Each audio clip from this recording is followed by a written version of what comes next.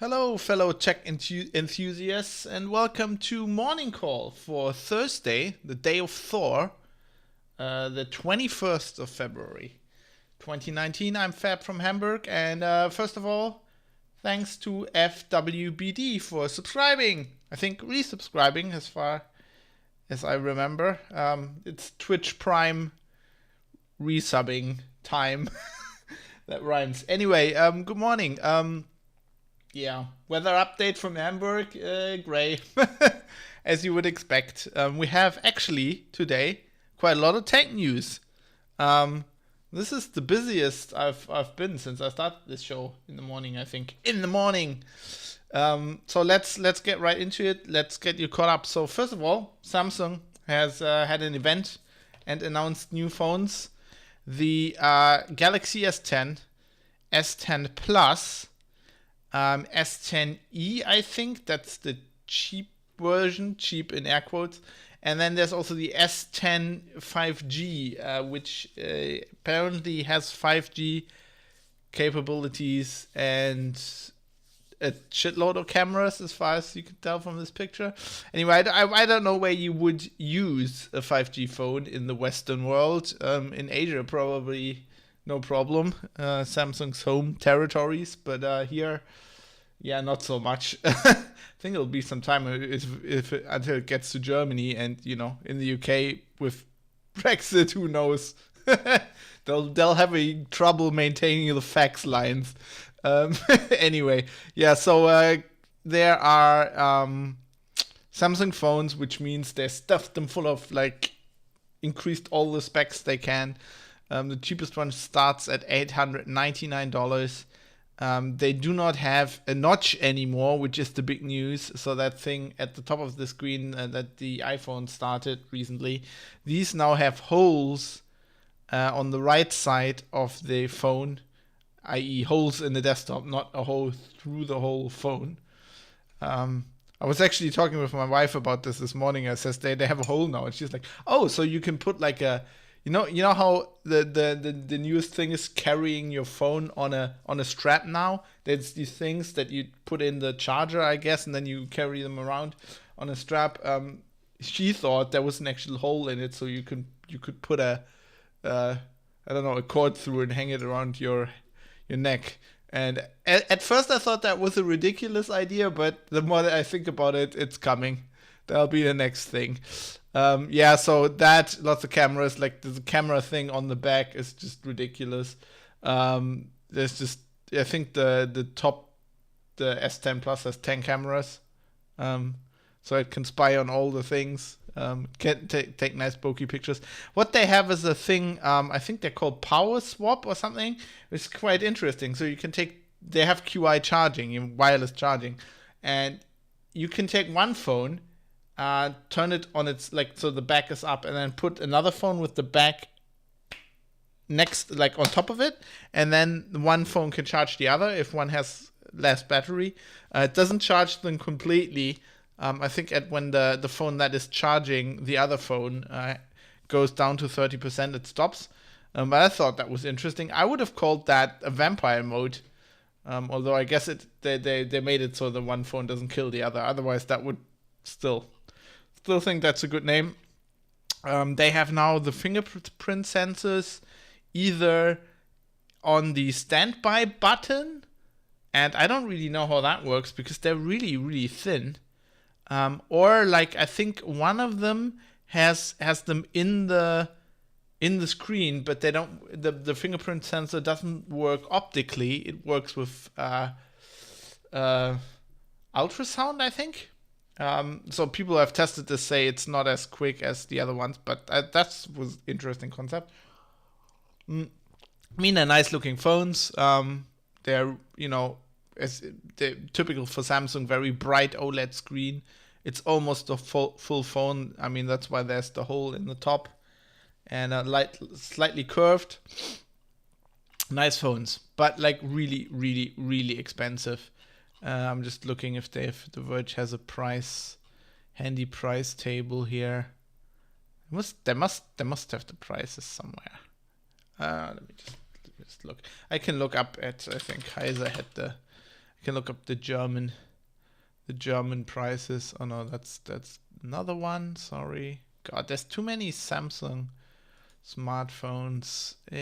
Right. So the prices in euros on the German market are, why aren't they not in the table? Man, these people.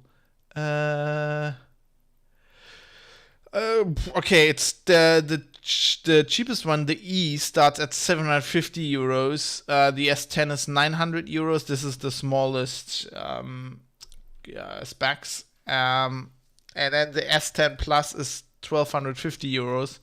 But if you take it with 1 terabyte of memory, 1 terabyte in a phone, Jesus Christ, it's 1,600 euros. That's quite something.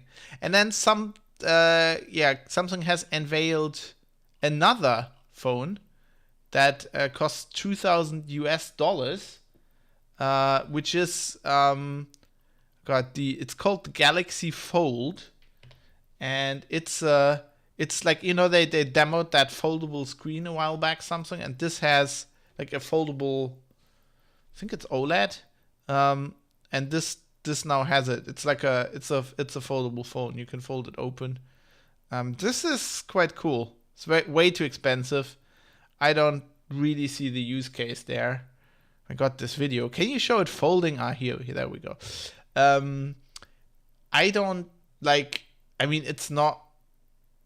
I guess it's pretty wide when you fold it open, and you have a screen on the back, which is pretty cool, but. Yeah, I don't see completely the use case for that, but it's getting us closer to those expense. Crickle says, ha ha ha, these prices. Yeah, I mean, they're computers right now, right? I mean, that's where that's where technology companies make all their money now. So this looks pretty cool. I mean, this is I guess, like, that gets us closer to the expanse kind of hand terminal. So I'm all down with that. But I agree. I personally think smartphones are getting very expensive. So I've stopped years ago to just buy the top of the line. I mean, I just, the iPhone I bought was, I think, 2 models behind. I mean, I bought it new, but it's like, they're still not cheap, but like they're getting into like a normal price range. And I mean, these cutting edge features, you get them 2 years later. So what? I mean, it's kind of okay. Then we had news from Sweden. The Swedes, always known for their transparency in all things, have taken transparency a bit too far this time. So they have a national health hotline. I guess you ring that if you have health problems.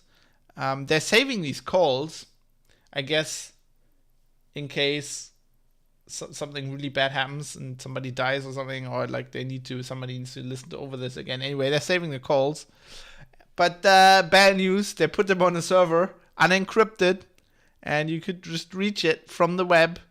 So 2.7 million calls, 1,700 hours of talking, everything since 2013 was just on that server. Yeah, that is, so there was I think there's a computer magazine called Computer Sweden, and one of their editors made this public. The story sounds like so this was a report on the BBC, and the company who is responsible for this didn't even like respond to the BBC, and so this Computer Sweden editor, who I think he did the same thing I've done many times. It sounds like, you find a security hole, you want to make a story out of it, but you go like, it's obviously not ethical to do this while there's still people's data at risk. So you go to them and you say, well, we found this security problem, please fix it. We're gonna do a report on this. And they didn't even they just ghosted him. They at some point they just stopped responding, and then the editor went, and I guess after some time and after trying to contact them again, went and made this public. I can relate to this. You kind of have to do that at some point, because otherwise they'll just try to make the problem go away by just not talking about it, which is not good either. This is really, really, really, really big. So we had somebody in the Discord yesterday mentioned this, and I hadn't seen the news. I was pretty busy yesterday, but interesting story. Really, really interesting story. So I don't know. I mean, I don't know the local laws in Sweden. Like in Germany, this would the company would think they would be pretty much done for after that. But I guess, I mean, at least GDPR will have something to say about this. But I'm not quite sure. I'll try to keep on the story, and we have some Nordic members of our Discord. I guess I'll get some information from them as well, and I'll try to keep covering the stories. This sounds horrible. I mean, there was already talk that this company who did this, so the company who was running this hotline. I mean, it's a state hotline, but it's a company running it as it goes these days. It's a company called MedHelp, and apparently they had lots of subcontractors, including in Thailand. Which this just sounds like another story. I found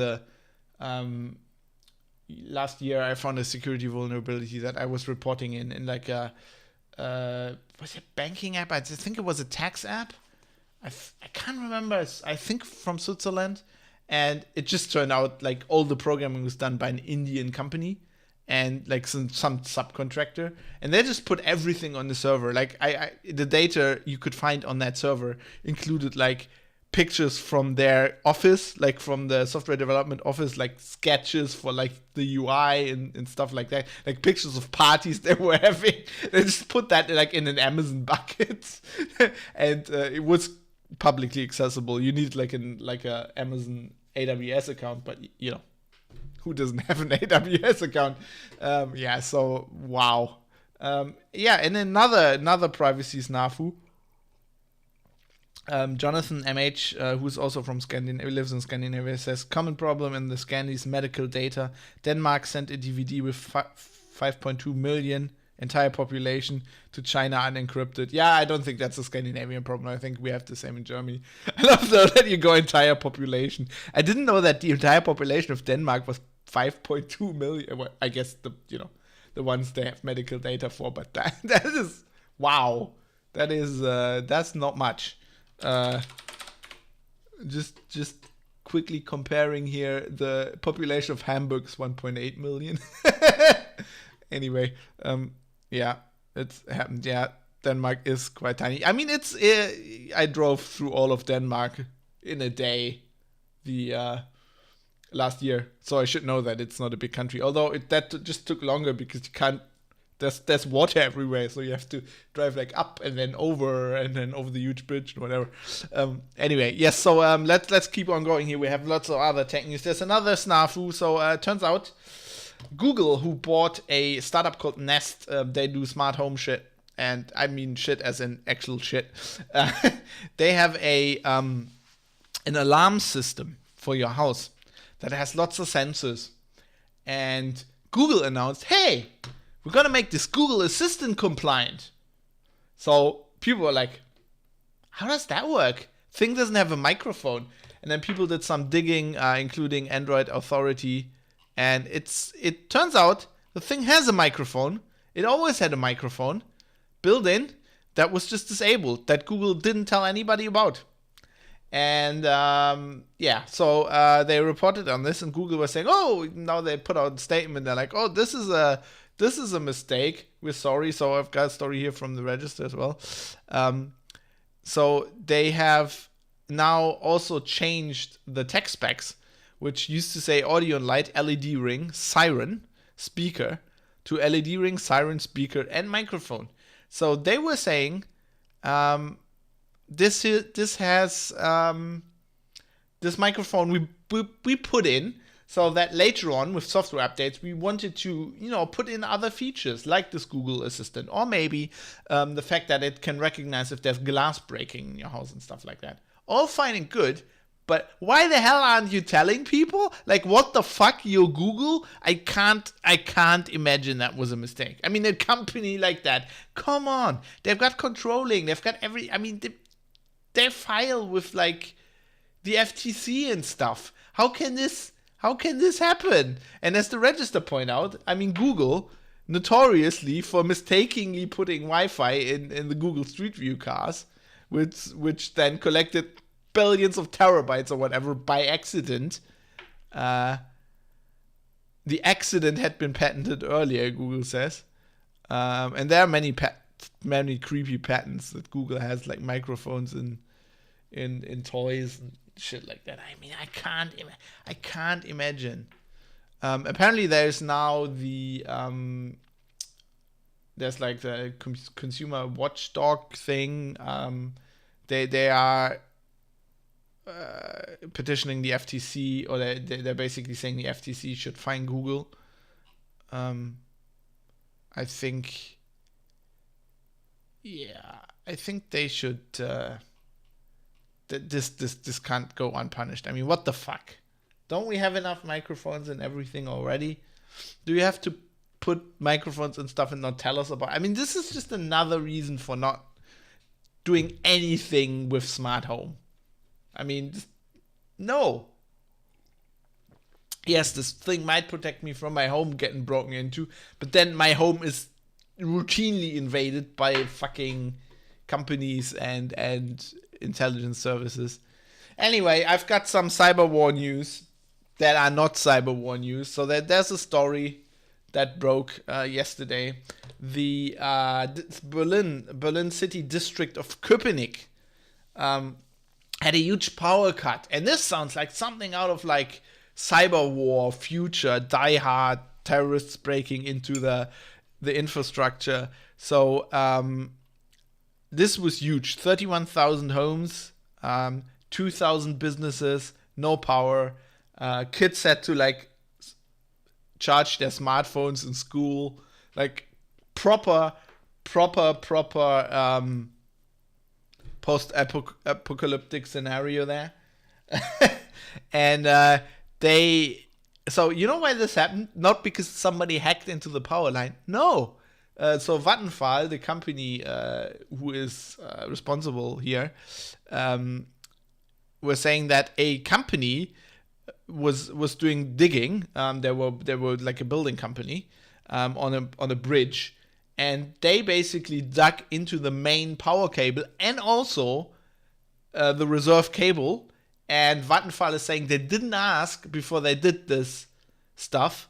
They didn't ask where the cables would be. This is the Salvador Allende Brücke bridge.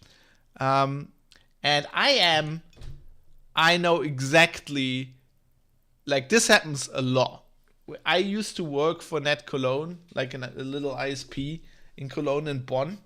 And one time, half of the whole half of Bonn didn't have internet because Bonn is bisected by a train line that goes to the main train station, and then there are bridges over there, but not many.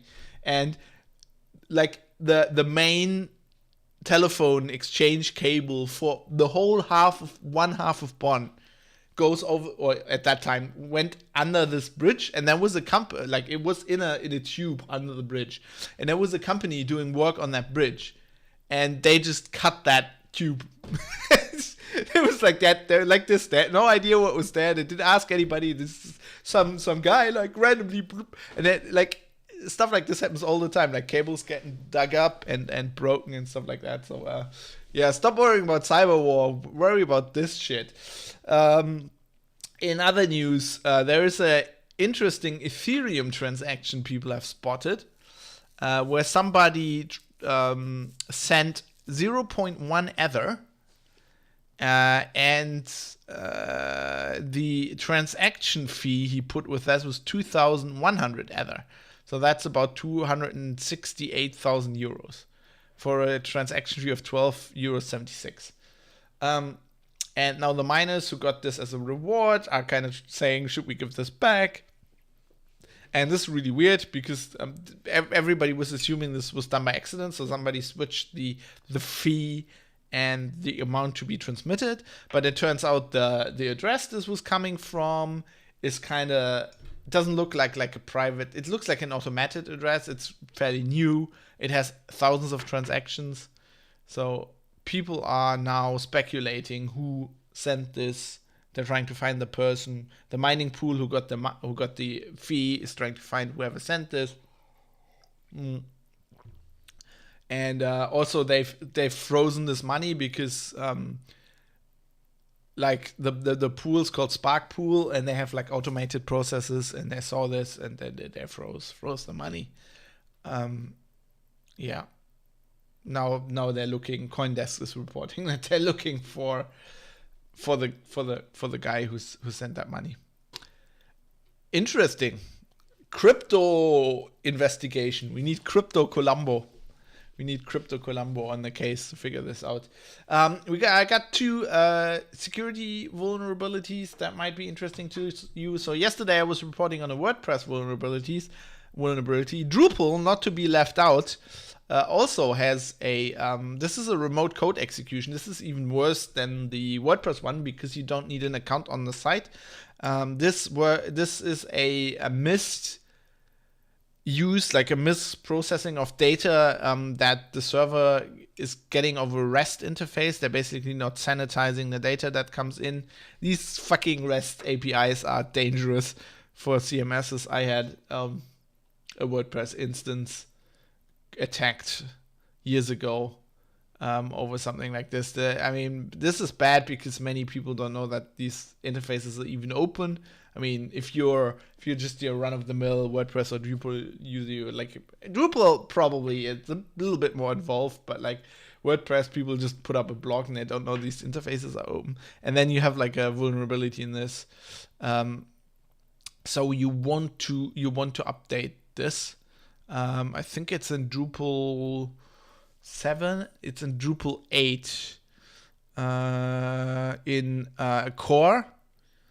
If you have the RESTful web services enabled, or it's also in Drupal 7. Drupal 7 is not directly vulnerable, but it might be in some modules, so you wanna check that. And Drupal 8, you wanna update to 8.6.10 or 8.5.11 for this. And Drupal harder to upgrade than WordPress usually. I mean, there are lots of tools people use, but it's not as automatic. So if you run a Drupal site, you want to check this. Discovered by Samuel Mortensen, great name. Maybe he was Danish. No, that would be spelled with an E, I guess. Maybe he's like the family might be originally from Denmark. I register here referring to Drupalgeddon last year. That was a thing. Yeah, patch your Drupal, people. And then also there is a possible remote code execution vulnerability in the Linux kernel. This is in the crypto API, the user space crypto API. There was a patch that tried to fix something and broke something else. Somebody has reported this by using KSAN, which is like a compiler flag you can use when compiling the Linux kernel, and it will fix address space. Like, it'll report address space problems. So this is a use after free. It's not quite clear if it's remote code execution, but it looks like it. A lot of people are saying you could probably use this for remote code execution. Patches have been submitted. I don't think there are in all kernels yet, but this is something to keep an eye on. You do not want that. Like, even if it's not a remote code execution, it is definitely local privilege escalation to root, which is bad enough. That happens quite a lot in any kernel really, but still, you don't want to have that. So I wanted to let you know in case you're running Linux servers. And then also we have a new, since last year, Neptune. Neptune has a new moon. They discovered a new moon. It's very tiny, very peculiar orbit. And there's a paper out now in Nature, and they have named it. And it's called Hippocamp. The new name. Hippocamp is a Greek mythology creature. It's a horsefish, a fish with a horse tail. Interestingly, if you own Omega Seamaster, little known fact, on the back there is a Hippocamp logo on all Seamasters. This is a good way to telling fake Seamasters, because a lot of those don't have that. Anyway, yes, so that's a Hippocamp. There's also a magic card with a horsefish magic card. Now, I think in the last set there was one. Anyway, so the interesting paper, might be interesting to read. They discovered this moon last year with the was it? It's like a space telescope. I forgot which one. Oh, now I have to look this up. Where did I read this? Was this on Heise too? Let me look this up.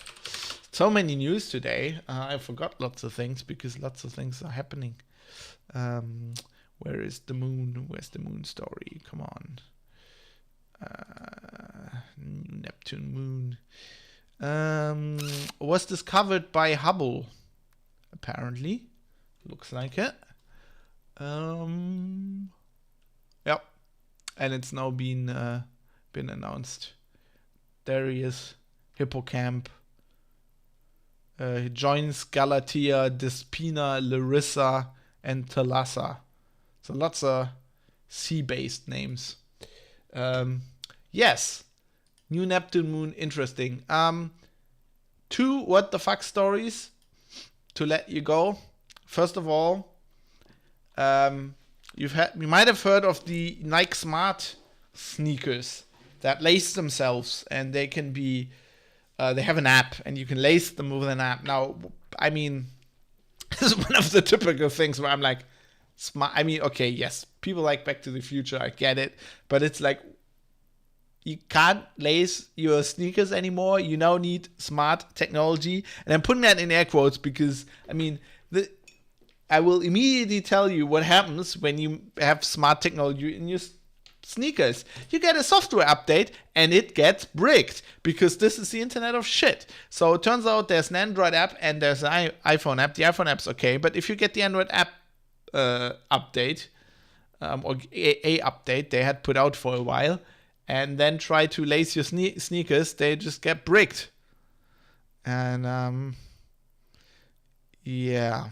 I mean, it can do other things, then it can also adjust itself to your foot. Do we really need technology? I mean, this is hilarious. This is a Google review, like the app comments.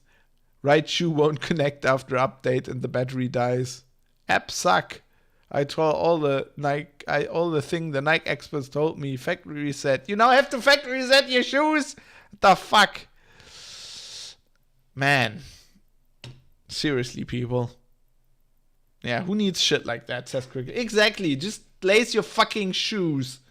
Like, if you're that fucking lazy, if you're that fucking lazy, it serves you right that you should get wrecked. Anyway, another try reboot. Yeah, try. Have you tried turning it off and on again? Your shoes. So another story. You get these once in a while, but I always find him hilarious. So a bored Aussie test pilot. He was so bored on a test flight where he had to, like, he was testing a new single engine plane, I think, and part of the test you just have to fly for hours. It's just a long time exposure. Like, you have to hold the plane at a certain power and then just fly for hours, which is insanely boring. So what do you do if you're an Aussie test pilot? Because there are obviously flight trackers, we all know this. You fly in a pattern that says, I am bored, and then for a good measure, you draw a few dicks as well. Because why not? There was a few months ago some test pilot. We have the Airbus airport. We have Fuhlsbüttel Airport, which is right next to me. That's the main Hamburg airport. And then there's also Finkenwerder, which is the airport that belongs to the Airbus plant, and you have test planes. And there was somebody, like some test pilot, flying a huge dick over Hamburg. You could see it on flight trackers, and yeah. And this guy, he took off from Parafield Airport in Salisbury, and then was flying dicks in the sky. The register, just read that out. The pilot joins the pantheon of brave educators to grace our wall of phallic fame. Heroes such as the US Navy aviator who gave much of central Washington state a lesson in male anatomy, or Surrey's cock-laying crusader who expressed displeasure at potholes by decorating them, and the IT angle who can't forget Microsoft's Bing Dong moment. Not British Airways, that's for sure. Wait, I'll look up the cock-laying crusader and the Bing Dong moment here. Okay, so there's no pictures. He has just spray painted the potholes. there's a Bing.